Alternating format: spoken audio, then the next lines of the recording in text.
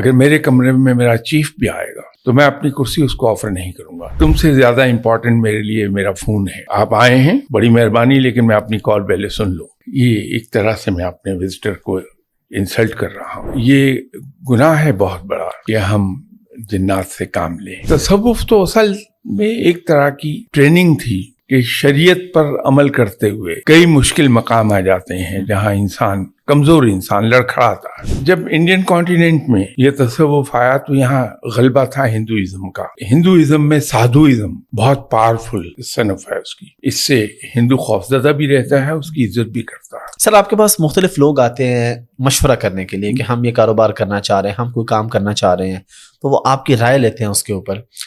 اس حوالے سے تھوڑا سا بتا دیں پلیز کہ ہاتھ دیکھنا یا مستقبل کے حال بتانا, اس کی شرعی حیثیت کیا ہے؟ مولانا صاحب تو بڑے حوصلے کے آدمی ہیں, میں ان کو اپریشیٹ کرتا ہوں. اس کے زخموں پر نمک اس وقت چھڑکنا صفاقی ہے. دیکھیے, چھوٹے ہمیشہ اپنے بڑوں کو دیکھ کے سیکھتے ہیں, نصیحت سے نہیں سیکھتے. ٹھیک ہے, وہ اپنی آبزرویشن سے سیکھتے ہیں. میرے نزدیک اولاد کا میرے سامنے ہوں کرنا بھی بہت بڑا جرم ہے. میں اس کو گستاخ سمجھتا ہوں. آپ کا ماشاءاللہ ایک اچھا سوسائٹی میں نام ہے, لوگ آپ کو اللہ کا ولی بھی کہتے ہیں, تو آپ کی داڑھی نہیں ہے, آپ کے سر پہ ٹوپی ہے, پگڑی نہیں ہے, تو اس کی پہ اگر آپ کوئی بات کرنا چاہیں تو ایک نوجوان نے جو وہیں پلا تھا, وہیں پڑھا, وہیں بڑا ہو گیا, اس نے ایک سوال مجھ سے پوچھا کہ روز قیامت رب تعالی منصف بڑا ہوگا یا رحیم ہوگا؟ کلام الہی میں انسان کے لیے شفا بھی ہے. بے شک. قرآن پاک کی 2 صورتیں ڈپریشن کا تیر بہدف علاج ہیں. آئی وش کہ وہ خودکشی کرنے سے پہلے مجھ سے مل لیتا, تو وہ کبھی خودکشی نہ کرتا. میں اپنی اولاد کو ٹائم نہیں دے پاؤں گا. جب میں ٹائم نہیں دیتا تو میں بچوں کے مسائل سے آگاہ بھی نہیں ہو سکتا. تو بچوں کو جو کچھ ہم بنانا چاہتے ہیں, ہم پر لازم یہ ہو جاتا ہے کہ ہم بچوں کے سامنے وہی کچھ بن کے دکھائیں. عورت کو بے پناہ قسم کی عزت دی ہے اسلام نے, ہم وہ عزت نہیں دے رہے خواتین کو. مغرب کی مثالیں دیتی ہیں خواتین, وہ بذات خود ایک بڑا دھوکہ ہے. مرد بہت عیار ہے. السلام علیکم جی, حافظ احمد پوڈ کاسٹ میں خوش آمدید. اور آج بڑی انفارمیٹیو اور بہت زبردست ایک پوڈ کاسٹ ہونے والی ہے, کیونکہ میرے ساتھ جو شخصیت موجود ہیں آپ ان کو دیکھتے رہتے ہیں پہلے سے, تصوف کے حوالے سے اور بہت سے حوالوں سے. لوگ کوئی کام کرتے ہیں, کوئی بزنس کرتے ہیں, کوئی کاروبار کرتے ہیں, ان سے مشورہ کرتے ہیں, مشاورت لیتے ہیں, بڑے ہیں, ان کی نصیحت پہ لوگ عمل کرتے ہیں, اور بہت سے لوگوں کی زندگی بدلی ہے ان کی وجہ سے. تو میں نے ان سے گزارش کی تو ان کی شفقت اور محبت کے لیے تشریف لائے ہیں, اور بلکہ جب تشریف لائے تو میں وہ واقعہ آپ کے ساتھ بعد میں شیئر کرتا ہوں, اور اس سے ہم ان سے وہ ایک نصیحت بھی ملے گی, وہ بھی ہم لیں گے ان سے. پہلے میرے ساتھ آپ موجود ہیں, جیسا کہ آپ نے دیکھ لیا ہے تھمبنیل میں بھی, اور آپ کو نام بھی نظر آ رہا ہے, جناب سید سرفراز شاہ صاحب. شاہ صاحب, آپ کے ٹائم کو بہت شکریہ کہ آپ یہاں پہ تشریف لائے. بڑی عنایت, آئی ایم آنرڈ کہ آپ نے مجھے موقع دیا. سر یہیں سے میرا پہلا سوال ہے شاہ صاحب آپ سے, کہ جب آپ تشریف لائے تو میں نے آپ سے کہا کہ آپ میری کرسی پہ بیٹھیے, تو آپ نے کہا کہ نہیں, حالانکہ آپ زیادہ عمر میں, مرتبے میں, ہر حوالے سے مجھ سے بڑے ہیں, اور میں نے احترام میں اور محبت میں کہا کہ آپ تشریف رکھیں, لیکن آپ نے کہا نہیں, یہ آپ کی کرسی ہے, میں سامنے بیٹھوں گا. تو ہمارے ہاں سوسائٹی میں یہ جو کانسیپٹ ہے, اس حوالے سے اگر آپ تھوڑا سا کوئی وضاحت فرمانا چاہیں تو پلیز.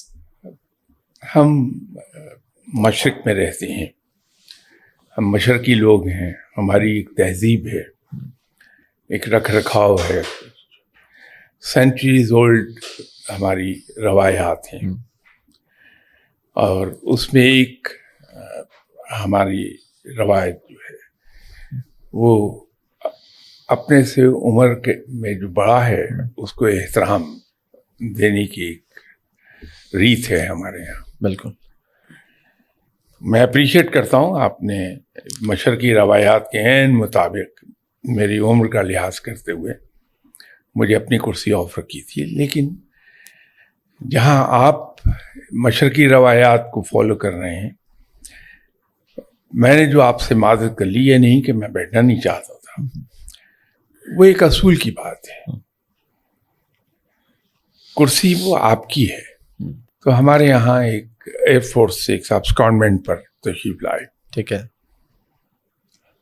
تو انہوں نے سول اداروں میں جیسے ہوتا ہے یہ دیکھا کہ سینئر آدمی آیا تو جس کے کمرے میں سینئر آدمی چلا گیا وہ اس کو کرسی اپنی آفر کر رہا ہے.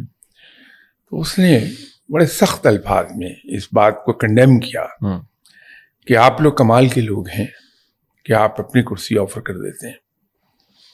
اگر میرے کمرے میں میرا چیف بھی آئے گا تو میں اپنی کرسی اس کو آفر نہیں کروں گا. یہ اور بات ہے کہ عزرائے احترام ہم کمرے میں پڑے ہوئے صوفوں پر بیٹھ جائیں, ٹھیک ہے, لیکن اپنی کرسی آفر نہیں کروں گا. وہ میری چیئر ہے, ٹھیک ہے, اس پہ بیٹھنا میرا حق ہے. یہ غالباً 1976 کا واقعہ ہوگا. اچھا, تو اس دن سے ایک لیسن بڑا خوبصورت ایک سینئر سے ملا کہ کرسی جس کی ہے اسی کی ہے, اسی کو اس پہ بیٹھنا چاہیے. زبردست ہو گیا.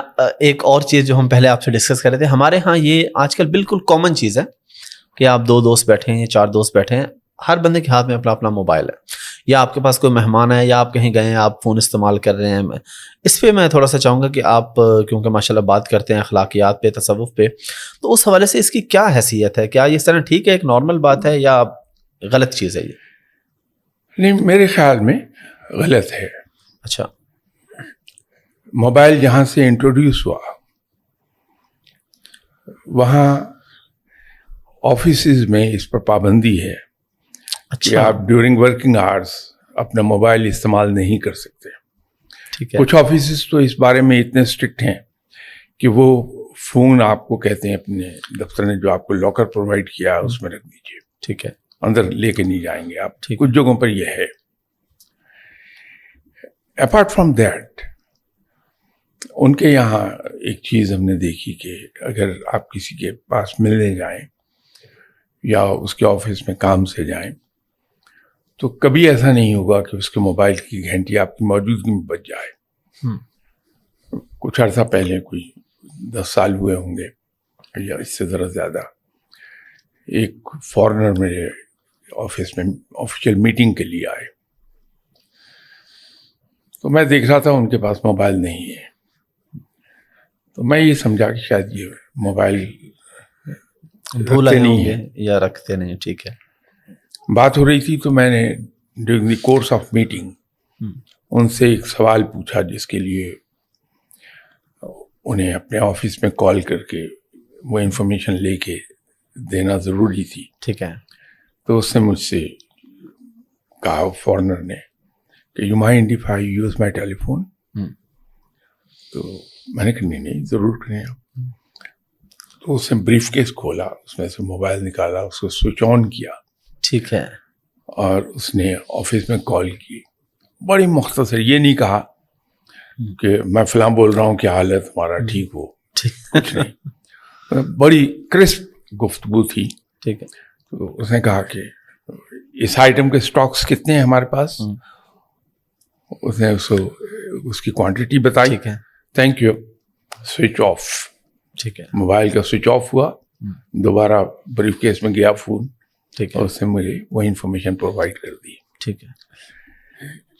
تو یہ موبائل کا استعمال کسی اور کی موجودگی میں میرے خیال میں کوئی زیادہ اچھی بات نہیں ہوگی.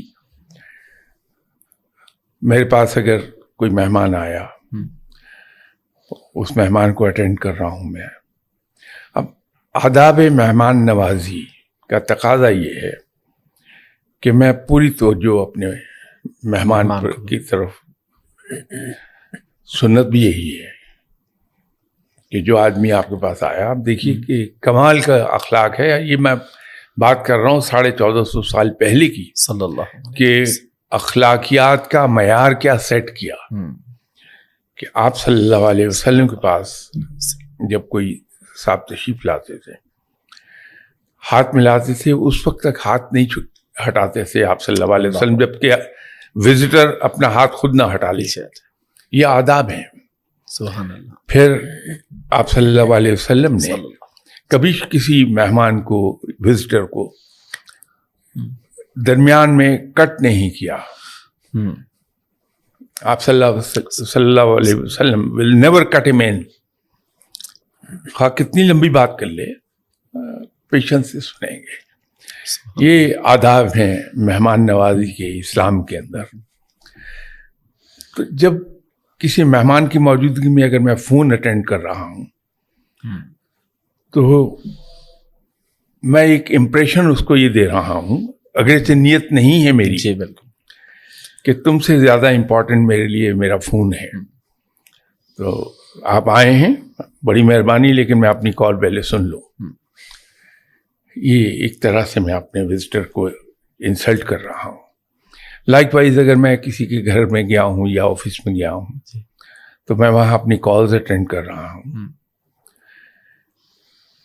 تو میں ان کو یہ احساس دلا رہا ہوں کہ یہ تو عذرائے کرم میں آپ کے پاس آ گیا, ادروائز میرا فون میرے لیے آپ سے زیادہ امپورٹنٹ ہے. تو یہ انسلٹ ہے. کال سنی جا سکتی ہے. اگر آپ کا ڈرائیور ساتھ ہے اس کو آپ فون دے جائیے, جو کال آئی کہہ دیجیے کبھی آ جاؤں گا میں.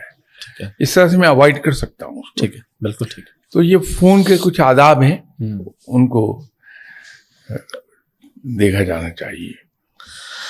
بالکل ٹھیک ہے سر.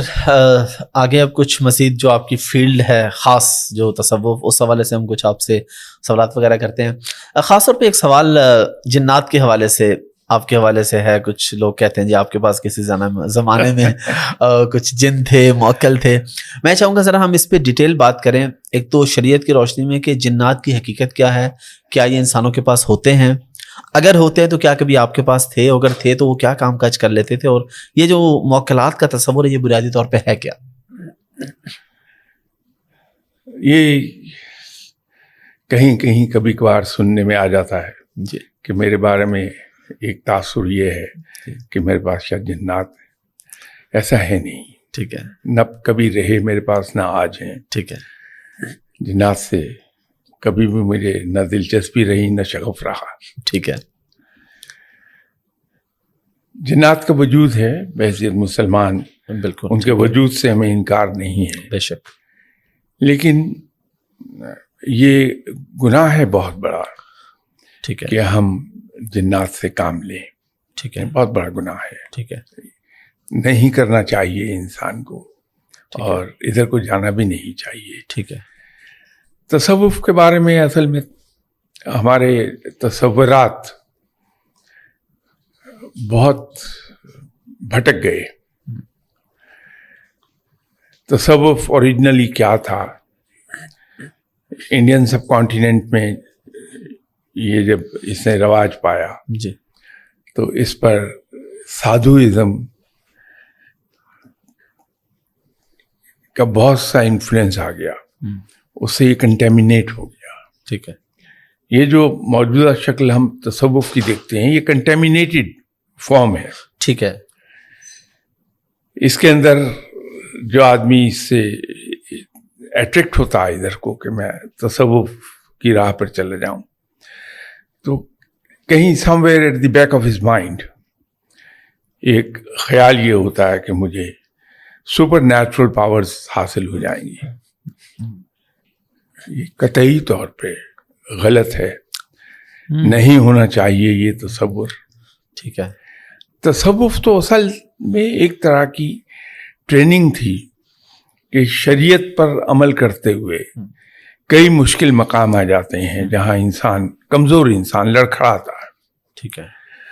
تو اوریجنلی یہ تصوف اس کو ٹریننگ دیتا تھا کہ وہ ان سخت مقامات پر اس کے قدم لڑکھڑائے نہیں, بلکہ تھرو ہز ٹریننگ وہ آسانی سے اس سے گزر جائے. ٹھیک ہے. ہمارے یہاں اسلام کو اگر آپ دیکھیں تو بنیادی طور پہ یہ دین ہے ایثار اور قربانی کا. بے شک. آپ اس کو جتنی گہرائی سے ایگزامن کرتے جائیں گے یہ چیز نمایاں ہوتی جائے گی کہ اسلام میں ہر طرح سے ایثار اور قربانی ہے. بے شک. انسان کے لیے سب سے مشکل کام یہ ہے کہ وہ اپنے مال و متاع کو, اپنے آرام کو, اپنے خواہشات کو دوسروں کے لیے قربان کر دے.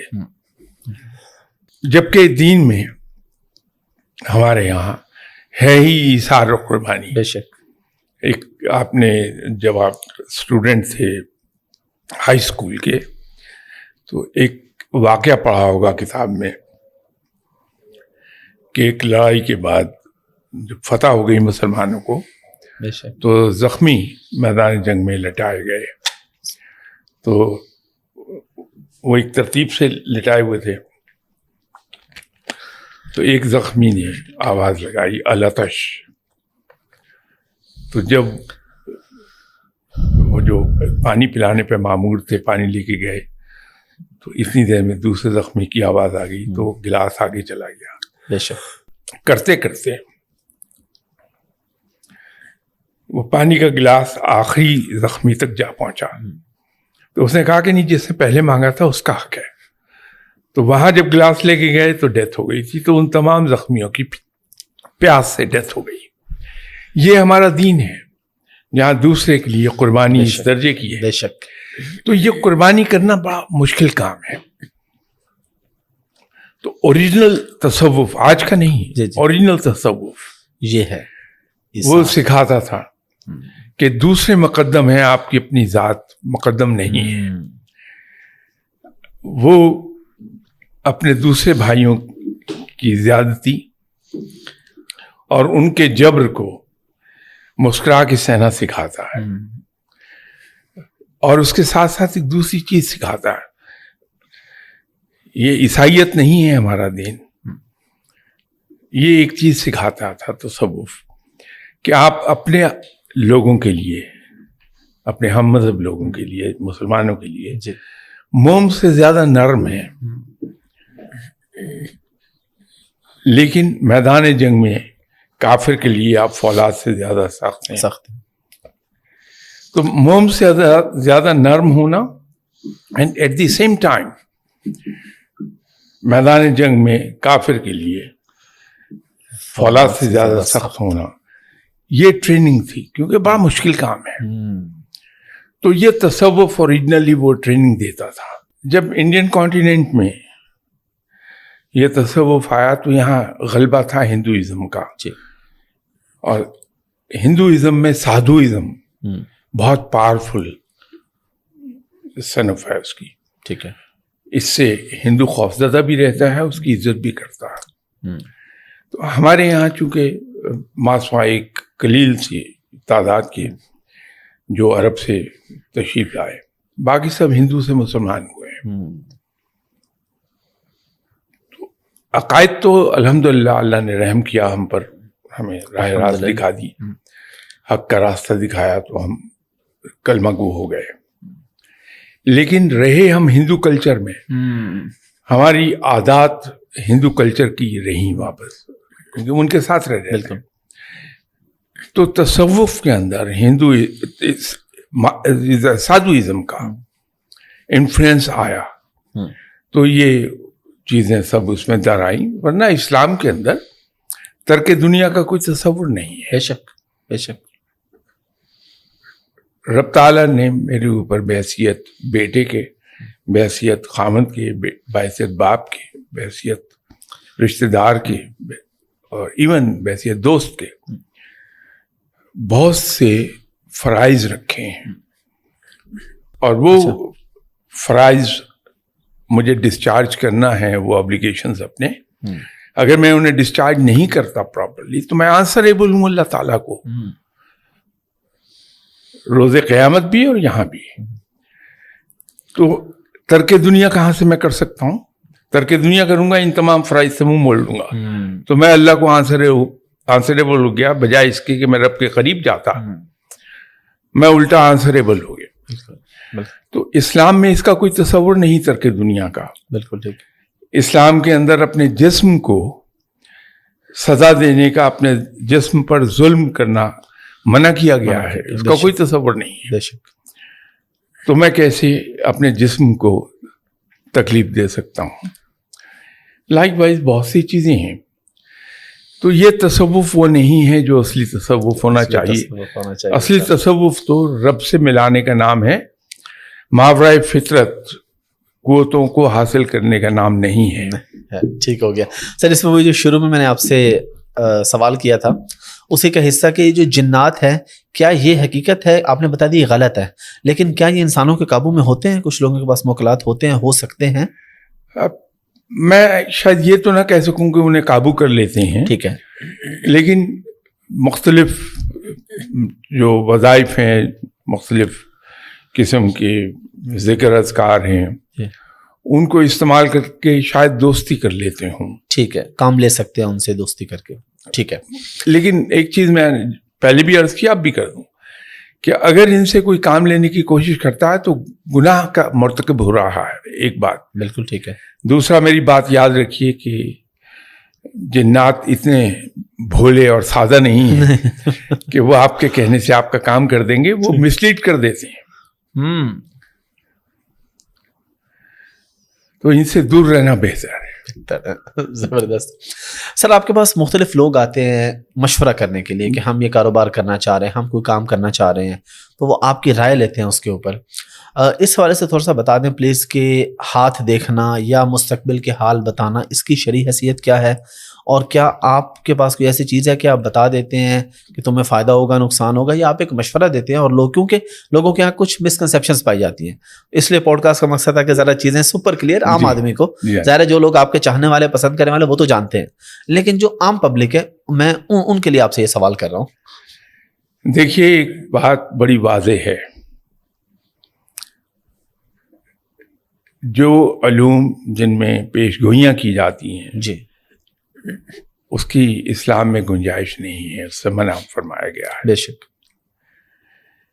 ہاں, ان کو آپ بطور علم جانیے. ٹھیک ہے. میں دوبارہ میجر ایمفسس عرض کر دوں, جی بطور علم جاننا چاہیں تو جان لیجیے. ٹھیک ہے.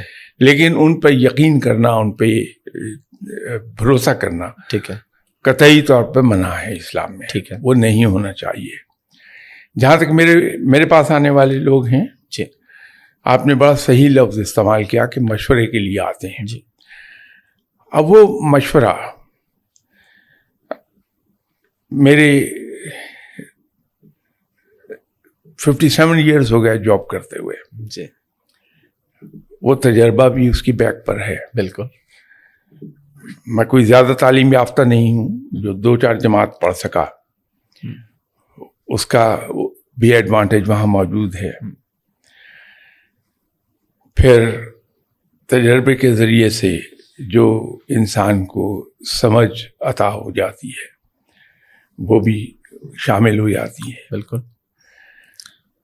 تو اگر آپ مجھ سے پوچھتے ہیں کہ یہ میں کام کروں تو کیسا ہے, جی, چونکہ اسی فیلڈ کا آدمی ہوں میں, جی, تو میں آپ سے فوراً عرض کر دوں گا کہ اس کو دیکھ لیجیے, مارکیٹ میں سیچوریشن ہو گئی ہے یا ادر وے راؤنڈ ہے. جی, آپ یہ نہ کیجیے, دوسرا کر لیجیے. وہ بات نہیں کہ میں فیوچر ٹیلنگ کروں, وہ نہیں ہے. ٹھیک ہے. وہ نہیں ہو سکتا. ٹھیک ہے. تو وہ مشورہ آپ نے بڑا صحیح لفظ استعمال کیا تھا. لوگ تشریف لاتے ہیں, ضرور ان کی مہربانی, میں مشکور ہوں ان کا, لیکن وہ مشورہ ہی ہوتا ہے. ٹھیک ہے.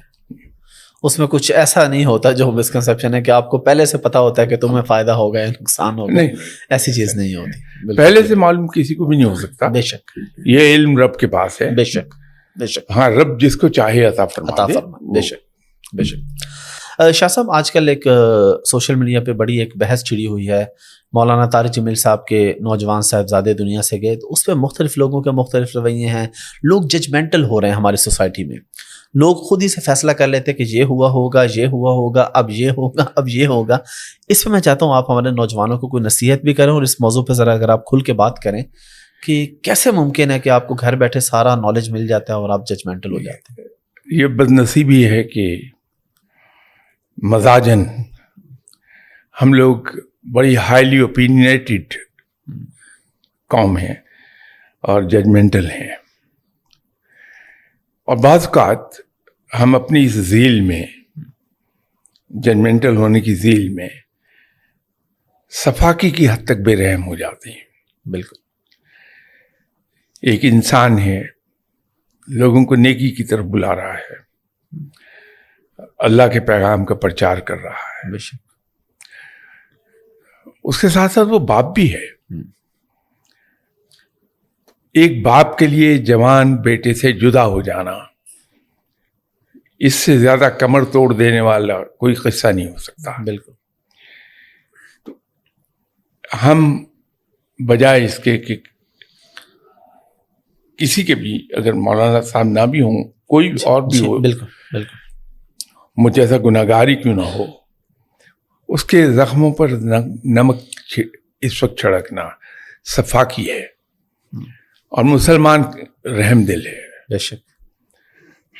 تو کسی قسم کی رائے دے کے، کسی قسم کی ججمنٹ پاس کر کے، اور وہ بھی بغیر جانے کسی چیز کو، یہ ظلم کی انتہا ہے.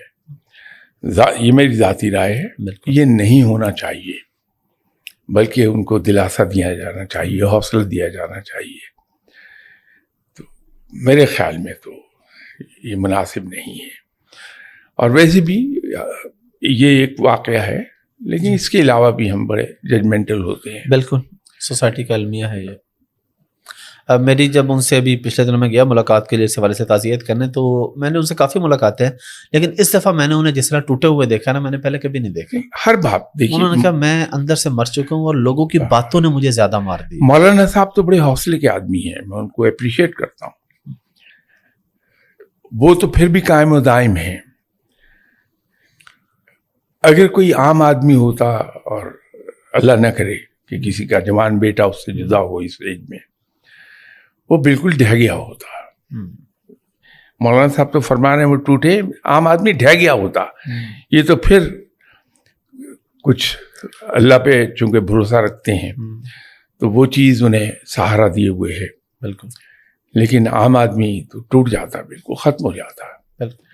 میں جانتا ہوں ایسے چند ایک میرے جاننے والوں میں سے ہیں جن کے جوان بیٹے جب چلے گئے تو پھر وہ اپنا یوزول سیلف واپس نہیں لا سکے، پھر وہاں وہ واپس نہیں آئے.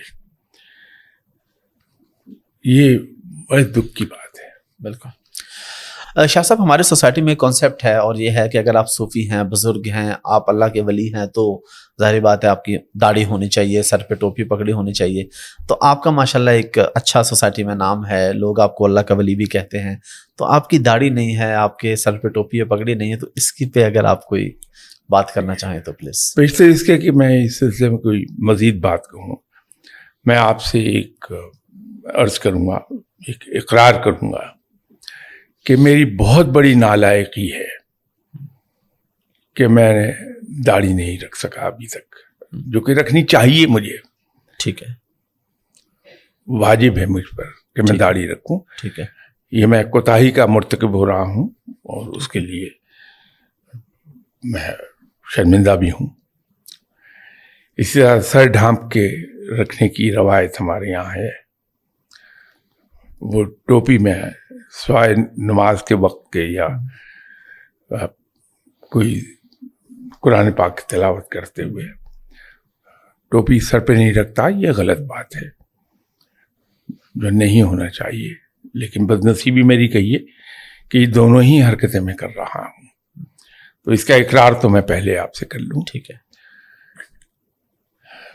بہت عزیز سنت ہے آپ صلی اللہ علیہ وسلم کی ریش مبارک، اور یہ ہمیں رکھ لینی چاہیے.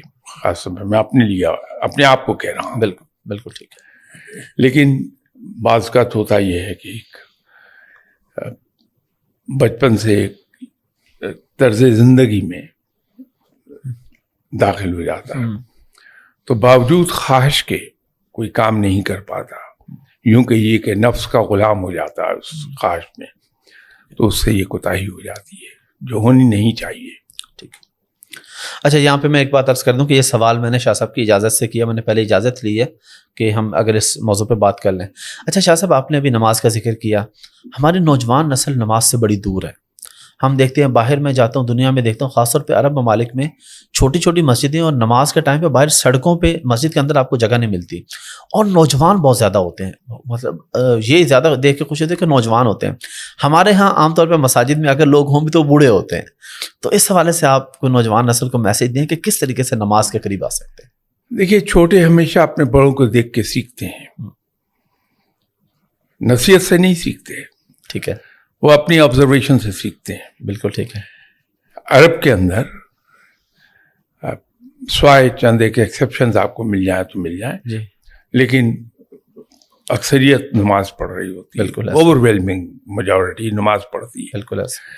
تو وہ چھوٹے چھوٹے بچوں کو اپنے ساتھ مسجد میں لے جاتے ہیں, نصیحت نہیں کرتے, ٹھیک ہے, لے جاتے ہیں اور خود نماز پڑھ رہے ہوتے ہیں. ٹھیک ہے. تو ان کی اولادیں انہیں باپ کو چونکہ آئیڈلائز کرتا بچہ, بالکل, اس کو لاشعوری طور پہ فالو کرتا ہے. ٹھیک ہے. تو وہاں نماز کی تعداد زیادہ ہے. ہمارے یہاں جن گھروں میں شروع سے جب بچہ پیدا ہوا,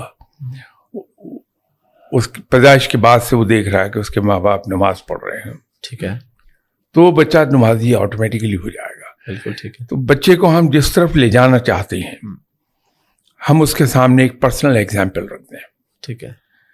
تو جب ہم ایگزامپل اس کے سامنے پیش کر دیتے ہیں تو بچہ آٹومیٹکلی اس کو فالو کرتا چلا جائے گا. ٹھیک ہے.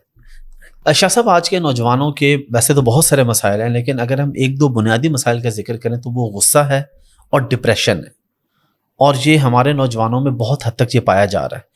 آپ اس کی وجہ کیا سمجھتے ہیں اور اس کا سلوشن کیا دیتے ہیں؟ نوجوان اس بیماری سے کس طریقے سے نکل سکتے ہیں؟ اس کا جواب شاید لمبا ہو جائے تھوڑا سا, آئی ڈونٹ نو آپ کے پاس ٹائم اتنا ہے یا نہیں. یہ تو ہماری خوش قسمتی, آپ تشریف لیں, آپ تفصیل سے بتائیے, میں سنوں گا انشاءاللہ. جب ہم کسی مسئلے کو ٹیک اپ کرتے ہیں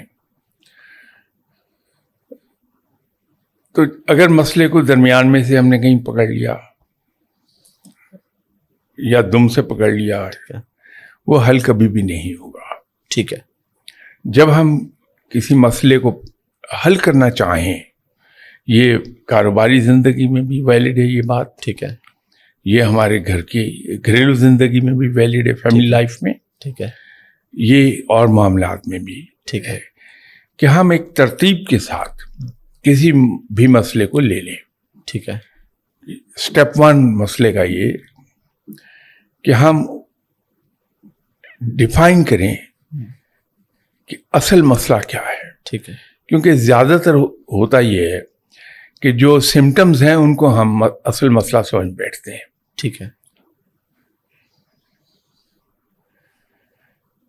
میں ایگزامپل آپ کو دے دوں کہ میں اگر ڈاکٹر صاحب کے پاس جاتا ہوں کہ مجھے بخار ہے, یہ 4-5 دن سے جا نہیں رہا, جی, تو آسان سا علاج ہے, وہ بخار کو سپریس کرنے کی میڈیسن دے دیں, میں کھاؤں گا, بخار اتر گیا, 2 دن کے بعد پھر ہو جائے گا. ٹھیک ہے. لیکن سمجھدار ڈاکٹر جو ہیں ان کے پاس جا کے میں جب بخار کا کہتا ہوں تو وہ مجھے کہتے ہیں کہ اپنے بلڈ ٹیسٹ کروائیے, آپ کی باڈی میں کہیں پر انفیکشن ہے, اس انفیکشن کی وجہ سے آپ کو بخار ہو رہا ہے. ٹھیک ہے. بخار کا علاج نہیں کرتے بلکہ وہ تھرو ٹیسٹ, ٹھیک ہے, تھرو ایگزامینیشن, ٹھیک ہے, روٹ کاز وہ یہ اسٹیبلش کرتے ہیں کہ میرے یہاں کہاں انفیکشن ہے. ٹھیک ہے. اس انفیکشن کا ٹریٹمنٹ کریں گے وہ, تو بخار آٹومیٹکلی اتر جائے گا. ٹھیک ہے. تو جب ہم ڈٹرمن کرتے ہیں کہ ایکچوئل پرابلم کیا ہے تو ہم سسٹمز کو ایک طرف ہٹا کے اصل چیز کو دیکھتے ہیں. ٹھیک ہے. جب ہم نے اسٹیبلش کر لیا کہ ایکچوئل پرابلم کیا ہے تو پھر ہم اس کے کازز نہیں, روٹ کازز تلاش کرتے ہیں. ٹھیک ہے. کیونکہ کازز ہمیشہ سطحی ہوں گے, ٹھیک ہے, علاج بھی سطحی ہو جائے گا. ٹھیک ہے. روٹ کازز دیکھتے ہیں. ٹھیک ہے. کہ کہاں سے اسٹیم کیا یہ پرابلم. جب وہ ہم تلاش کر لیں تو تیسری جگہ یہ ہے کہ ہم یہ اسٹیبلش کرتے ہیں کہ ریسپانسبلٹی فکس کرتے ہیں. جب ریسپانسبلٹی فکس ہو جائے تو پھر ہم کریکٹیو میئرز لیتے ہیں. ٹھیک ہے. کریکٹیو میئرز لینے کے بعد مسئلہ حل ہو گیا, اس کو چھوڑتے نہیں بلکہ پریونٹیو میئرز لے لیتے ہیں. یہ 5واں ہے اور بڑا ضروری ہے یہ. اسی طرح ہم کر یہ رہے ہیں کہ جو تیسرا سٹیپ ہے ٹو فکس دا ریسپانسبلٹی. ٹھیک ہے. ہم کسی مسئلے کے سامنے آتے ہی فوراً کہتے ہیں کہ اس کی ذمہ داری فلاں جگہ ہے. ٹھیک ہے. مسئلہ حل نہیں ہوتے ہمارے. بالکل ٹھیک ہے. نوجوان جو ہیں ان کو میری نسل یا مجھ سے پہلے والی نسل کی نسبت جی جو ماڈرن ٹیکنالوجی ہے اس تک ایکسیس ہے. ایک 10 سال کا بچہ آپ کے اسمارٹ فون کو زیادہ خوبصورتی سے استعمال کر لے گا. میں کال سننے، کال کرنے اور میسج پڑھنے تک رہ جاؤں گا. بالکل صحیح کہہ اس سے آگے جتنی بھی اس کے اندر فیسلٹیز موجود ہیں میں اویل نہیں کر سکتا. بالکل ٹھیک ہے. کیونکہ میں یوز ٹو نہیں ہوں. لیکن 10 سال کا بچہ اس کے استعمال سے واقف ہے، وہ تمام اپلیکیشنز اس کی آپریٹ کر لیتا ہے. ٹھیک ہے. جو انٹرنیٹ ہے اس نے ایکسپوئر دے دیا ہے نوجوان کو پوری دنیا کا. بالکل ایسا. ساری دنیا اس کی فنگر ٹپس پہ پڑی ہے. بالکل. ایک کمانڈ دے گا کسی ملک میں ایکسیس کر لے. اس کی آبزرویشن میری نسبت 1000 گنا زیادہ ہے. اس کا مینٹل ہورائزن مجھ سے کہیں زیادہ براڈر ہے.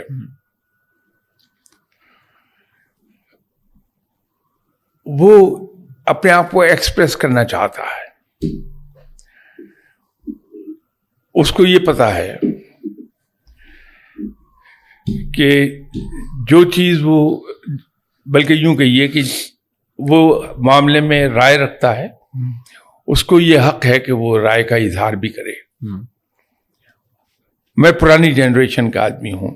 میرے نزدیک اولاد کا میرے سامنے ہوں کرنا بھی بہت بڑا جرم ہے.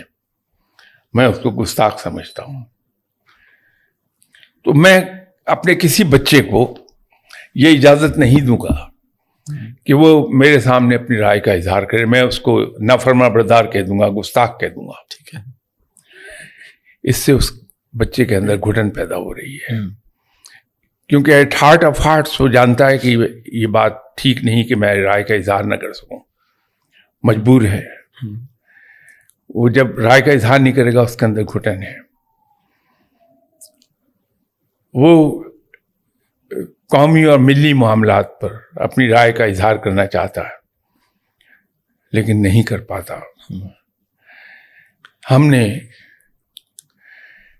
اس سے وہ تمام سہولتیں چھین لیں جو آج سے 40 سال 45 سال پہلے بچوں کو حاصل تھی. اس کے پاس کھیل کود کے لیے کوئی جگہ نہیں ہے. بالکل ایسے ہی. میری مینٹیلٹی عجیب ہو گئی ہے کہ میں چاہتا ہوں کہ میرے بچے ہر وقت ٹیکسٹ بک ہاتھ میں پکڑے نظر آئیں، کھیل کود میں وقت ضائع نہ کریں.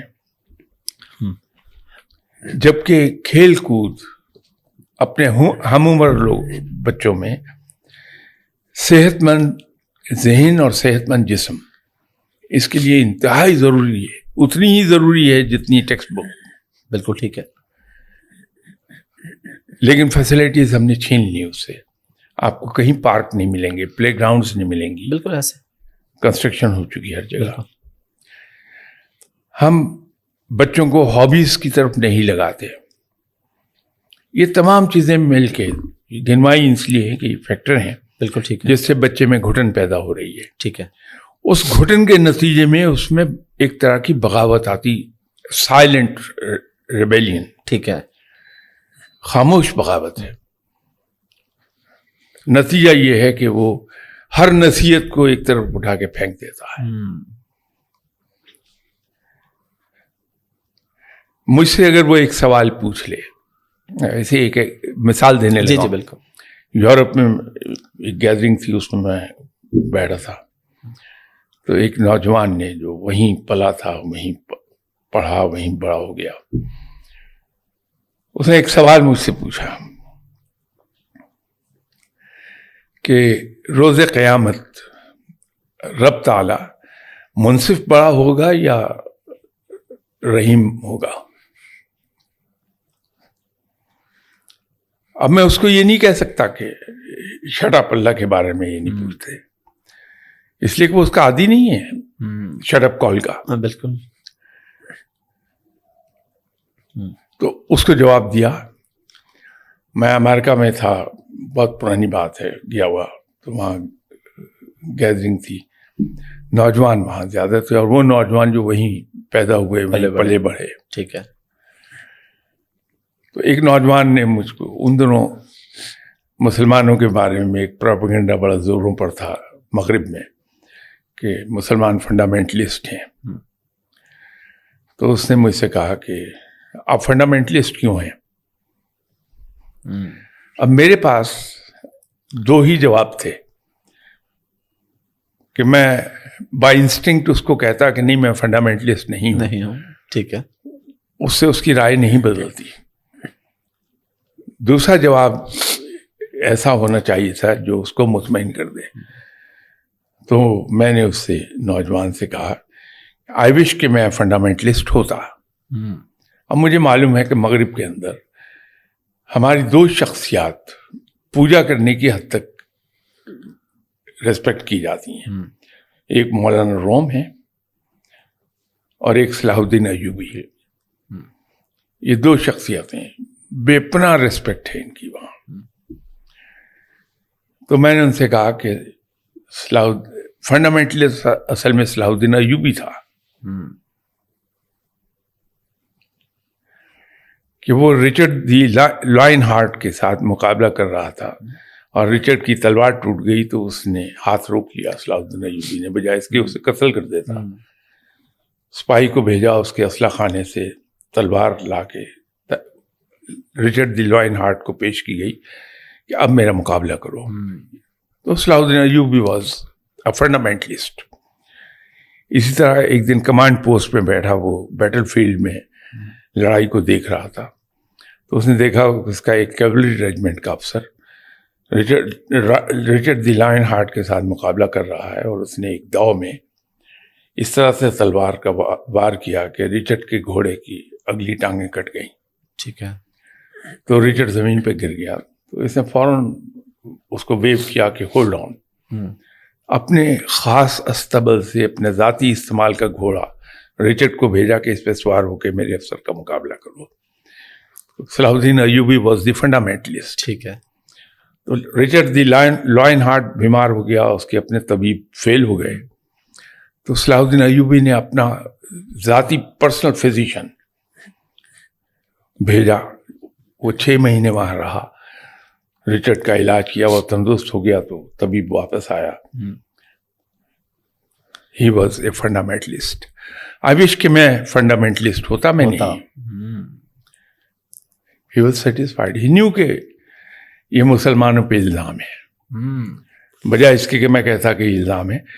تو بات یہ ہے نوجوانوں کو جب ہم ان کے سوالوں کا جواب ان کی لاجک کے مطابق نہیں دے سکتے، ان کی زبان میں جواب نہیں دیتے، تو اس میں گھٹن پیدا ہوتی ہے، وہ ریبیلیس ہوتا ہے. تو ہونا یہ چاہیے کہ نوجوانوں کے ہر سوال کے جواب میں یہ بجائے یہ کہنے کہ تم یہ کفر بول رہے ہو، یہ سوال نہیں کرنا چاہیے. یہ اس کو شٹ اپ کال دینے کے بجائے لاجیکلی اس کو پروف کیا جائے کہ یہ بات ایسے کیوں ہے. ٹھیک ہے. تو وہ گھٹن اس کی جاتی رہے گی، وہ اسلام کی طرف راغب ہوتا رہے گا. کیونکہ آج کی لاجک کے مطابق اسلام یہ میں پورے یقین سے فیشن کے طور پہ نہیں کہہ رہا، میں اپنے تجربے پہ بیس کر کے پورے یقین سے کہہ رہا ہوں کہ اسلام کو آج کی لاجک کے مطابق بھی ہم ایکسپلین کر سکتے ہیں اور وہ پروو ہوگا. ٹھیک ہے. کہ اسلام ہی سچا دین ہے. تو یہی ایک طریقہ ہے کہ گھٹن نہیں پیدا ہوگا، تو ڈپریشن آٹومیٹکلی نہیں ہوگا. اچھا، اور جو لوگ اب آلریڈی ڈپریشن کا شکار ہیں ان کے لیے کیا سولوشن؟ وہ بڑا آسان سا علاج میں عرض کر دیتا ہوں. پلیز. کلام الہی میں انسان کے لیے شفا بھی ہے. بے شک. قرآن پاک کی 2 صورتیں ڈپریشن کا تیر بہدف علاج ہیں. ایک سورہ ہود اور دوسری سورہ دہا. ٹھیک ہے. کوئی ایک پڑھ لیجئے، آپ کا ڈپریشن ختم ہو جائے گا. ماشاء اللہ، سبحان اللہ. اور اس کی کوئی خاص ہے کہ خاص دنوں تک کتنے دفعہ پڑھیں؟ کچھ نہیں. اچھا، بس قرآن پاک تو کسی وقت بھی پڑھا. بے شک بے شک بے شک. بہت زبردست عادت ہے انسان کی، بہت زبردست. شاہ صاحب رزق کے حوالے سے ہر بندہ پریشان ہے، حصول رزق کے لیے لگا ہوا ہے، بلکہ بعض دفعہ تو ایسا بھی ہوتا ہے کہ اب حالات ایسے ہیں کہ لوگ غلط راستوں پہ بھی چل پڑتے ہیں. تو حصول رزق کا کوئی آسان طریقہ، اور کیا شریعت ہمارے اوپر کوئی پابندی لگاتی ہے کہ تم نے بس تھوڑا سا کمانا ہے، بس روٹی کھا لینی ہے اتنا؟ اور کیا اسلام میں کوئی ایسا کانسیپٹ ہے کہ زیادہ پیسہ نہیں کمانا چاہیے؟ ایک تو یہ کانسیپٹ پلیز کلیئر کر دیں، اور دوسرا پھر کوئی ایسا وظیفہ، کوئی ایسی دعا، کوئی ایسا طریقہ کہ جس سے رزق کے جو مسائل ہیں لوگوں کے وہ حل ہو سکے. اسلام پابندیاں نہیں لگاتا انسان پہ، ماسوائے ایک براڈر پیرامیٹر اس نے دے دیا انسان کو کہ you have to live with in this parameter. ٹھیک ہے. اسلام میں آپ کے ڈریس اپ ہونے پہ کوئی پابندی نہیں. ٹھیک ہے. ایک براڈر پیرامیٹر موجود ہے. ٹھیک ہے. کہ لباس بے حیا نہیں ہونا چاہیے، آپ کے سطر پوشی کرے، یا آؤٹر لائن ہے آپ کے پاس. ٹھیک ہے. باقی جیسے چاہے آپ پہن لیجئے. ٹھیک ہے. ریشم سے منع فرمایا، اس کے میڈیکل ریزنز ہیں، وہ کسی نشست میں علیحدہ آپ سے عرض کر دوں گا. بالکل انشاءاللہ. کہ اس کے مرد کو نقصانات کیا ہیں. اللہ. مرد کو ریشم کو پہننا منع کیوں کیا گیا، اس کے نقصانات مرد کو کیا ہوتے ہیں. ٹھیک ہے. سونے سے منع کیا گیا، سونا پہننے سے. جی. سونا سلیپ نہیں، سونا میٹل. جی جی بالکل. اس سے منع کیا گیا بالکل کہ مرد کو سونا نہیں پہننا چاہیے. ٹھیک ہے. اس کے میڈیکل ریزنز موجود ہیں. کسی نشست میں ہم انہی چیزوں پہ انشاءاللہ اس پہ آپ سے علیحدہ کوئی نشست رکھیں گے ضرور، یہ تو بڑی امپورٹنٹ چیز ہے. تو اسی طرح آؤٹر ایک براڈ آؤٹ لائن دے دی اسلام نے، وہ یہ دے دی کہ ناجائز منافع خوری مت کیجیے، منافع جائز رکھیے اپنا. ٹھیک ہے. پابندی نہیں ہے. ٹھیک ہے. رزق کمانے پر کوئی پابندی نہیں ہے ٹھیک ہے. کہ آپ اتنا کمائیے اتنا نہ کمائیے. اس کو خرچ کرنے کا اسلوب ضرور بتایا. ٹھیک ہے. پابندی نہیں لگائی، اسلوب بتا دیا. ٹھیک ہے. تو آپ رزق کمائیے، ذرائع ناجائز نہ ہوں. ٹھیک ہے. محنت میں عظمت بتائی ہے اسلام نے. بے شک. جتنی محنت کرنے والے کی عظمت کو اس نے ایکنالج کیا، اتنا اور کوئی نہیں کرتا. بے شک. بے شک. بہت سی احادیث ہیں اس حوالے سے. بے شک. انسان کو کمانا چاہیے. اصل پرابلم کہاں آتی ہے؟ میں شاید اس وقت 9th میں 10th میں پڑھ رہا تھا.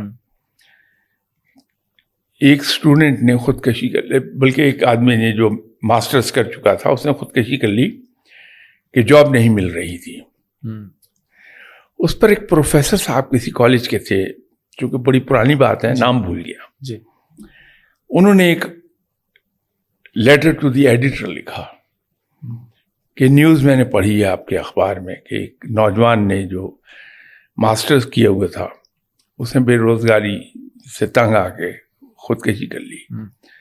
تو ان پروفیسر صاحب نے لکھا تھا، آئی وش کہ وہ خودکشی کرنے سے پہلے مجھ سے مل لیتا، تو وہ کبھی خودکشی نہ کرتا. تو آگے لکھا ہوا تھا کہ میں ایک کالج میں پروفیسر ہوں، گورنمنٹ کا کوئی کالج تھا اس کے. ہمارے یہاں بدقسمتی یہ ہو رہی ہے کہ جو آدمی پڑھ لکھ جاتا ہے وہ وائٹ کالر جاب ڈھونڈتا ہے. وہ ایک رکشہ چلانے والے کا منشی تو ہو جانا پسند کرے گا، لیکن خود رکشہ کبھی نہیں چلائے گا. بالکل ایسا. تو انہوں نے ایک مثال لکھی ہوئی تھی اس میں کہ اگر یہ پڑھا لکھا نوجوان سڑک کے کنارے ایک صندوقچی لے کے شو پالش کرنے پہ بیٹھ جاتا تو اس نے جو تعلیم حاصل کی تھی، تعلیم کا تو مقصد یہ ہے کہ آپ کا ذہن روشن ہو جائے. بالکل. تو اس کے پالش کرنے میں ایک خاص سٹائل ہوتا، اور اس کا وہ سٹائل اس کی طرف کسٹمرز کو کھینچ کے لاتا. اور یہی صندوقچی 6 مہینے کے بعد بڑھ کے چھوٹی سی فٹ پاتھ پہ دکان کی شکل لیتی، پھر کھوکھا بنتی، پھر شو پالش کرنے والے کی شاپ بنتی جہاں اس کے 10 ملازم بیٹھے شو پالش کر رہے ہوتے. بالکل. بات یہ ہے کہ ہمیں محنت میں کوئی آر نہیں ہونی چاہیے. کہ حدیث ہے کہ ہاتھ سے کمایا ہوا، میں اس کا مفہوم بیان کر رہا ہوں، الفاظ نہیں. جی بالکل. کہ انسان کا ہاتھ سے کمائے ہوئے رزق سے بہتر کوئی رزق نہیں ہے. اعلیٰ ترین رزق وہی ہے جو ہاتھ سے کمائے. بے شک. تو محنت کرنے میں کوئی ہار نہیں ہے، کسی قسم کی بھی محنت کی جائے. ابھی آپ دیکھیے کہ میں نام نہیں لیتا کیونکہ ٹی وی پر کمرشل میں وہ چلی جائے گی بات. ابھی ایک MBA صاحب ہیں، انہوں نے اپنا ریسٹورانٹ کھولا جی، اور انہوں نے اس کو ایک سٹائل کیا دیا کہ آپ انہیں ان ایڈوانس 3-4 دن پہلے آرڈر پلیس کیجئے کہ آپ کے ساتھ اتنے گیسٹ ہوں گے اور یہ مینیو ہوگا. ٹھیک ہے. تو آپ جائیے، اگر آپ کے ساتھ ایک فالتو آدمی آیا وہ معذرت کر لیں گے، سب سوری، آپ نے اتنے آدمی کہے تھے، اتنے آدمی کا بندوبست ہے، تشریف رکھیے. ٹھیک ہے. کباب اس کا اتنا مہنگا ہے کہ لگتا یوں ہے کہ شاید اس کے اندر وہ کچھ سونا ملا رہے ہیں یا کیا ہے. ٹھیک ہے. لیکن لوگ بڑی خوشی سے کھاتے ہیں. نان ان کا شاید پورے پاکستان کا سب سے ایکسپینسو نان ہے، لیکن لوگ خوشی سے کھاتے ہیں اس لیے کہ انہوں نے اپنی تعلیم کا فائدہ لیا. ٹھیک ہے. ایک معمولی سی دکان پہ جو کام ہو سکتا ہے اس کو سٹائل دے دیا. ٹھیک ہے. اب ان کا ریسٹورانٹ بڑا مشہور ہے. سننے والے آپ کے سمجھ جائیں گے میں کس کا ذکر کر رہا ہوں. ٹھیک ہے. اسی طرح آپ کو ایک چائے والا مل جائے گا، وہ لڑکے ہیں 3. جی. انہوں نے چائے کے نام سے جی بالکل ایک دکان چلا لی. بالکل. اس میں 2-3 قسموں کی چائے دے رہے ہیں. وہ بالکل چل رہا ہے ان کا کام اور بہت اچھا چل رہا ہے. بالکل. حالانکہ ہم چائے بیچنے کو بڑا حقیر کام سمجھتے ہیں، لیکن انہوں نے سٹائل دے دیا، تعلیم ہے ان کے پاس. بالکل. تو ہم ہر کام میں ایک نظرت پیدا کر سکتے ہیں اور کام چل جائے گا. تو بے روزگاری اس سے خاصی کم ہو جائے گی. بالکل. بلکہ سر یہاں پہ مجھے ایک اور یاد آ گیا، لمس کے کچھ اسٹوڈنٹس ہیں، انہوں نے مل کے تنور لگایا لاہور میں ایک روٹی کے لیے، اور اب ان کی 80+ برانچز ہیں تنور کی. وہ 3-4 دوست ہیں. اب ان کا آئیڈیا، انہوں نے کہا کوئی آر نہیں، وہ لمس کے پڑھے. انہوں نے یہ نہیں کہا ہم لمس کے پڑھے، انہوں نے کہا ہم تو تنور لگائیں گے، اور اس وقت دے آر ملینئرس. تو میں آفس کے کام سے دبئی گیا ہوا تھا جی. تو وہاں ایک صاحب سے ملاقات ہوئی. وہ ہماری پاکستانی کمیونٹی جو کاروبار میں مشہور ہے اس کمیونٹی سے تعلق تھا ان کا. ٹھیک ہے. ان کے بیٹے نے بھی امریکن یونیورسٹی سے تعلیم حاصل کی ہوئی ہے. ٹھیک ہے. تو مجھے کہنے لگے کہ شاہ صاحب میں نے تو اپنے بیٹے سے کہا تم قطر جاؤ، وہ آج کل گیا ہوا ہے، وہاں تم تندور کھول لو. تو میں نے ذرا حیرت سے دیکھا کہ امریکہ کا پڑھا ہوا بچہ ہے، وہ تندور میں روٹی لگائے گا. تو وہ میرے خیال انہوں نے فیس ریڈ کیا. تو مجھے کہنے لگے کہ اصل میں گیا تھا قطر اپنے کام سے، تو ایک صاحب مجھے کھانے پہ انہوں نے بلایا. تو مجھے کہنے لگے آئیے روٹی لے آئیں. تو ہم کوئی تقریباً 5-6 کلومیٹر گاڑی پر گئے اور وہاں انتظار کیا، اور اس کے بعد 4 روٹیاں تندور سے لے کر آئے. ٹھیک ہے. تو میں نے ان سے پوچھا کہ یہ اتنی دور آئے ہیں، ہم کیا کوئی خاص تندور ہے؟ میں کہا نہیں، یہاں تندور بڑے فاصلے پر ہیں. تو کہنے لگے میں نے بیٹے کو بھیجا کہ وہ سروے کنڈکٹ کرے کہ وہاں ہم ایک چین آف تندور کھول لیں، اور قطر میں جگہ جگہ ہم کہ یہ بہت چلے گا. تو انسان اگر تھوڑا سا غور کرے بہت سے بے روزگار رہتا نہیں ہے، اللہ تعالیٰ اس کو رزق عطا فرما دیتا ہے. بے شک. شاہ صاحب بچوں کی تربیت کے حوالے سے میں آپ کی رائے بھی جاننا چاہوں گا اور آپ سے مشورے بھی لینا چاہوں گا. میں خود بھی ایک باپ ہوں، اور ظاہر ہے سوسائٹی میں بہت سے لوگ ہیں تو بچوں کی تربیت کے حوالے سے لوگ پریشان، وہ کہتے ہیں جی بچے ہماری بات مانتے نہیں ہیں، ہماری بات سنتے نہیں ہیں. تو اس کا شرعی حساب سے، اسلامک پوائنٹ آف ویو بھی اور سوسائٹی کے حساب سے بھی کیا طریقہ ہے بچوں کی تربیت کرنے کا؟ دیکھیے ہم ماں باپ جس میں بھی شامل ہوں. جی. اگرچہ میرے بچے اب بڑے ہو گئے، جوان ہو گئے ماشاء اللہ، لیکن اس میں شامل ہوں. ہمارے یہاں مصروفیت کا یہ عالم ہو گیا کہ میں دفتر سے اگر تھکا ہارا آیا ہوں تو آتے ہی میری خواہش یہ ہوگی کہ میں چینج کر کے کھانا کھا کے ٹی وی کے سامنے بیٹھ جاؤں, اور بہانہ یہ ہے کہ صاحب صبح کا گیا, میں اب آیا ہوں واپس, تھکا ہوا ہوں, ایگزاسٹڈ, تو مجھے ڈسٹرب نہیں کریں. میں اپنی اولاد کو ٹائم نہیں دے پاؤں گا.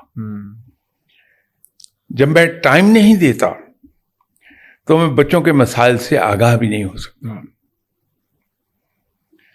تو پہلی بات تو یہ ہے کہ ہم ماں باپ کے پاس بچوں کو دینے کے لیے ٹائم نہیں رہ گیا. یہ بہت بڑی غلطی, میرے خیال میں سب سے بڑی غلطی یہی ہے. ٹھیک ہے, کہ ہم اپنے بچوں کو ٹائم نہیں دے پاتے. ٹھیک ہے. دوسری بات, کچھ عرصہ پہلے تک, آج سے 40-50 سال پہلے تک, ماں باپ ایک بہت سمجھداری کا کام کرتے تھے.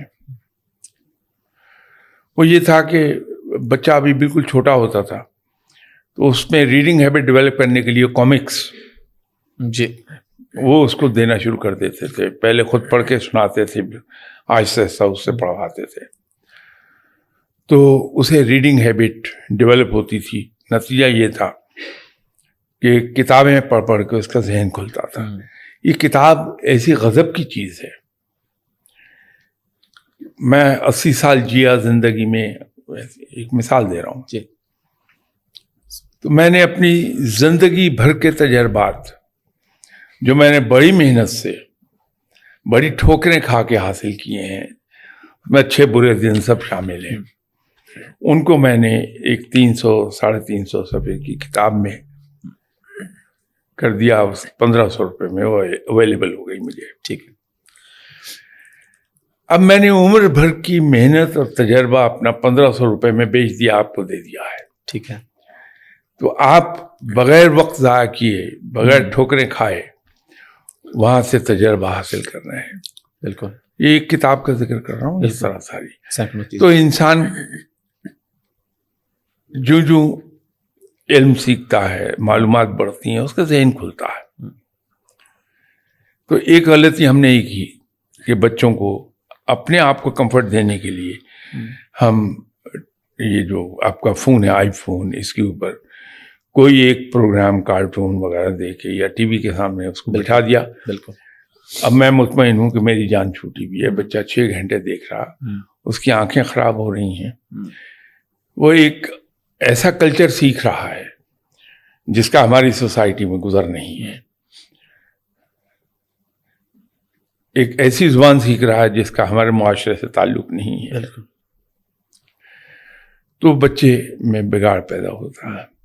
بچے کی تربیت ہو نہیں سکتی تابقتے کہ ہم اس کو پوری طرح ٹائم نہ دیں. بالکل. اور دوسری ایک بڑی بات ہے اس میں کہ بچہ, جیسے میں نے تھوڑی دیر پہلے عرض کیا تھا, کہ نصیحتوں سے کبھی نہیں سیکھتا, بتانے سے نہیں سیکھے گا. وہ جو کچھ آنکھوں سے دیکھ رہا ہے, بالکل, وہ سیکھتا ہے. بالکل. ہم ایک غلط فہمی میں مبتلا ہے کہ یہ تو ابھی 1 ہفتے کی عمر ہے اس کی بچے کی, اس کو کیا پتا. ایسا نہیں ہے. وہ دنیا میں آیا ہے پہلی چیخ کے بعد سے ہی, بول نہیں سکتا, لیکن ہر چیز کو ذہن میں رجسٹر کر رہا ہے, اور وہ جو کچھ دیکھ رہا ہے یہ اصل میں اس کی پرسنالٹی کی بنیادیں لے ہو رہی ہیں. تو بائی دا ٹائم وہ 3-4 سال کا ہوگا, بنیادیں لے ہو چکی ہوں گی. اس کے بعد پھر اس پر اس کی پرسنالٹی کی بلڈنگ کھڑی ہو رہی ہے. اب وہ درجہ بدرجہ اس کو ایکسپلین کیا جا سکتا ہے, لیکن آپ کے وقت کی کمی کی وجہ سے میں نہیں اس میں ڈیٹیل میں نہیں جا رہا. تو بچوں کو جو کچھ ہم بنانا چاہتے ہیں, ہم پر لازم یہ ہو جاتا ہے کہ ہم بچوں کے سامنے وہی کچھ بن کے دکھائیں. ٹھیک ہے. تو بچوں کی تربیت صحیح ہو جائے گی. لیکن ریڈنگ ہیبٹ ضرور ڈالیں. دوسرا, اس کی زندگی کے اندر تعلیم کے ساتھ ساتھ ایکول امپورٹنس دے دیں کھیل کود کو اپنے ہم عمروں میں. اس کی وجہ یہ ہے کہ کھیل کود ایک ایسی چیز ہے. اب آپ دیکھیے, ہم ایک دوسرے کی بیک بائٹنگ بہت کرتے ہیں, ایک دوسرے کے ساتھ مل جل کے کام نہیں کر سکتے, فرکشنز ڈیولپ ہوتی ہیں, ہمارا ٹیم ورک نہیں ہے ہمارے اندر بالکل. ہم شکست کو ہنسی خوشی برداشت نہیں کر سکتے, ان اختلافات کو ہم ذاتی دشمنی میں تبدیل کر لیتے ہیں. جب ہم اپنے عمر بچوں میں کھیلتے ہیں, اگر بچہ ہے کوئی وہ کھیلتا ہے تو وہاں وہ ٹیم اسپرٹ اس کے اندر پیدا ہو رہی ہے, اس کے اندر اسپورٹس مین اسپرٹ پیدا ہو رہی ہے. وہ مسلسل اس کو ناکامی کو ہنس کے برداشت کرنا وہ سیکھ رہا ہے. یہ ناکامی کو ہنس کے برداشت کرنا بڑا اہم ہے زندگی کے اندر. اگر بچے کو ہم ایک چیز سکھانے میں کامیاب ہو جائیں کہ ناکامی سے ڈریے نہیں, اس سے دور مت بھاگیے ناکامی سے, یہ کامیابی کا زینہ ہے. آپ کی ناکامیاں آپ کو کامیابی کی طرف لے جائیں گی, تو اس کو ہم قبول کریں. بچے کو ہم فیل ہونے سے ڈراتے ہیں, ڈرانا نہیں چاہیے, بلکہ اس کو اگر ہم یہ سمجھائیں کہ بیٹا اطمینان سے محنت کرو, یہ نہ سوچو کہ فیل ہو جاؤ گے یا پاس ہو جاؤ گے, صرف محنت کرو. اگر خدا نہ خواستہ تم رہ بھی گئے تو it's not end of the world, بالکل ٹھیک, آسمان نہیں گرے گا. نیکسٹ ایئر ٹرائی کر لیں. جب ہم یہ حوصلہ دیتے ہیں تو وہ بچہ ناکامی سے خوفزدہ نہیں ہوتا, اور یہ چیز اس کی ساری عمر کام آتی ہے. کیونکہ ناکام ہوتے ہی ہم اس وقت ہیں جب ہم ناکامی سے خوفزدہ ہو جائیں. بالکل بالکل ایسے. یہ بچے کی تربیت کا بنیادی حصہ وہ دے دیں. یہ اور ایک چیز جو ہم لیک کر رہے ہیں بہت گھر میں بھی اور اسکول میں بھی, وہ یہ ہے کہ ہم اپنے یہاں بچوں کو یہ تعلیم نہیں دے پا رہے کہ بیٹا تمہارے حقوق کیا ہیں اور دوسروں کے حقوق کیا ہیں. آپ نے اپنے حقوق کا تحفظ کیسے کرنا ہے, ٹھیک ہے, اور دوسروں کے حقوق کو ریسپیکٹ کیسے کرنا ہے. ٹھیک ہے. ہم اگر کبھی سکھاتے بھی ہیں تو صرف اس کو اس کی اپنی ذات کے بارے میں سکھاتے ہیں. یہ بنیادی تعلیم اگر ہم پری اسکول سے شروع کریں اور کلاس 2 تک لے جائیں اس کو, جی, ہر بچہ اویئر ہو پوری طرح سے کہ اس کے اپنے حقوق کیا ہیں اور اس کا تحفظ اس نے کیسے کرنا ہے, اور دوسروں کے حقوق کیا ہیں اور اس کو ریسپیکٹ کیسے کرنا. تو تربیت مکمل ہو جائے گی. زبردست.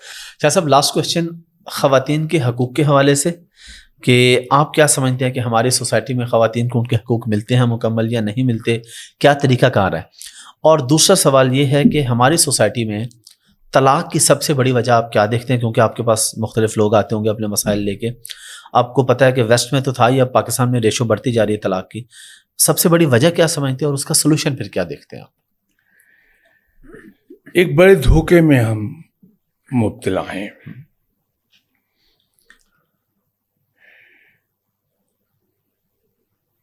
جیسے شروع میں عرض کیا تھا کہ ہم لوگوں کی سوچ پر, رواجوں پر, رسومات میں آپ کو ہندو کلچر زیادہ نظر آئے گا. بالکل. ہندو کلچر میں عورت کی ویلیو 0 ہے, اس کو پاؤں کی جوتی سمجھا جاتا ہے.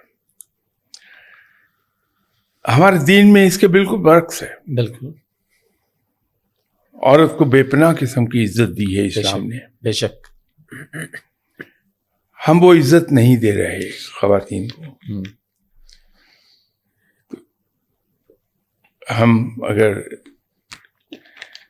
دین کے مطابق خواتین کو عزت دے دیں, ان کے حقوق دے دیں ان کو, تو یہ شکایت ختم ہو جائے گی خواتین کی. ٹھیک ہے. مغرب کی مثالیں دیتی ہیں خواتین, وہ بذات خود ایک بڑا دھوکہ ہے. مرد بہت عیار ہے, میں خود بھی مرد ہوں, اس کے باوجود میں کہہ رہا ہوں کہ مرد بہت عیار ہے. مغرب میں مرد نے بہت ہی خوبصورتی کے ساتھ, بہت عیاری کے ساتھ عورت کو یہ زبانی کہہ کے کہ تمہارا اور میرا درجہ برابر ہے، برابری کے اپنا لوڈ اس کے سر پہ رکھ دیا ہے. ٹھیک ہے. اب خاتون جو ہے مغرب کی کماتی بھی ہے، بچے بھی پالتی ہے، گھر کو بھی لک آفٹر کرتی ہے، خاوند کی موٹی موٹی ضروریات کا خیال کرتی ہے. ٹھیک ہے. تو مرد نے بہت عیاری کے ساتھ اپنے اس کے حوالے کر دیے. ٹھیک ہے. اپنے لیے سہولت پوری کر لی. ٹھیک ہے. کہ مغرب میں کسی شہر میں جائیے، پبلک ٹرانسپورٹ میں خواتین بھی اسی طرح لائن میں لگیں جیسے مرد لگیں، ایک ہی لائن میں لگی نہیں. بالکل. مرد بھی اسی سیٹ پہ بیٹھا، اس کے ساتھ جڑ کے عورت بھی بیٹھی ہے. بالکل. کوئی مرد کسی عورت کو دیکھ کے اپنی سیٹ چھوڑ کے ایک طرف نہیں ہوگا. کانسیپٹ نہیں ہے. بالکل. میں گیا ہوں کئی دفعہ، دیکھا ایسا ہی. اس سے اس کے حقوق جو ہمارے یہاں حاصل ہیں وہ چھین لیے اس نے بڑی عیاری کے ساتھ. اور ہم لوگ اس دھوکے میں آ گئے کہ مغرب میں خواتین کو بڑی آزادی حاصل ہے. کوئی آزادی حاصل نہیں ہے. ڈومیسٹک وائلنس کی وہاں شکایت بہت ہے. آپ اگر جا کے وہاں رہتے ہیں بالکل ہے تو آپ نے دیکھا ہوگا کہ پولیس میں بہت سارے. میں کچھ عرصہ رہا بھی ہوں، ابھی بھی ٹریول رہتا ہے ریگولر، تو پتہ چلتا ہے. ڈومیسٹک وائلنس وہاں زیادہ ہم سے. بالکل. حقوق اپنے دین کے مطابق ہم دے دیں خواتین کو تو بہت ہیں. وہ جو طلاق کی ریشو بڑھ گئی ہے جی، وہاں نامکمل معلومات پر بیسڈ کانسیپٹس ہیں ہمارے. جیسے میں نے مغرب کی ابھی مثال دی. ہمارے یہاں ایک بات ہے کہ میری اپنی بھی تو کوئی زندگی ہے، میں اپنی زندگی خود جیوں. یہ ایک کانسیپٹ ہے. بالکل ہر آدمی کو آزادی حاصل ہے، اس کو اپنی زندگی جینا چاہیے، لیکن کچھ حدود کے اندر رہ کے. تو اب ہم ایک ٹرانزیشن سے گزر رہے ہیں، وہاں یہ ہونا ہی ہے. جب ہم ٹرانزیشن سے گزر رہے ہوتے ہیں تو ہم ولنریبل ہوتے ہیں آؤٹ سائڈ فیکٹرز کو. بالکل ٹھیک. وہ ہم پہ افیکٹ ہو رہے ہیں. یہ آہستہ آہستہ کم ہو جائیں گے خود بخود انشاءاللہ. شاہ صاحب بہت شکریہ آپ کے ٹائم کا کہ آپ تشریف لائے. بہت مہربانی. آپ نے ٹائم نکالا، ٹائم دیا. لاسٹ پہ ہمارے نوجوان نسل کے لیے، بڑوں کے لیے، بچوں کے لیے کوئی میسج آپ دینا چاہیں تو پلیز. حافظ صاحب، میسج وہ آدمی دے سکتا جو صاحب عقل و فہم ہو. اب میرے جیسا انسان، عاجزی ہے آپ کا بڑا پن ہے. پھر بھی میں چاہ رہا ہوں کہ نوجوانوں کے لیے خاص طور پہ کوئی میسج. مطالعے کو رواج دیجیے، یہ زندگی میں بہت بڑی کامیابی لے آئے گا. زبردست. بہت خوبصورت بات. بہت شکریہ آپ کا. Thank you.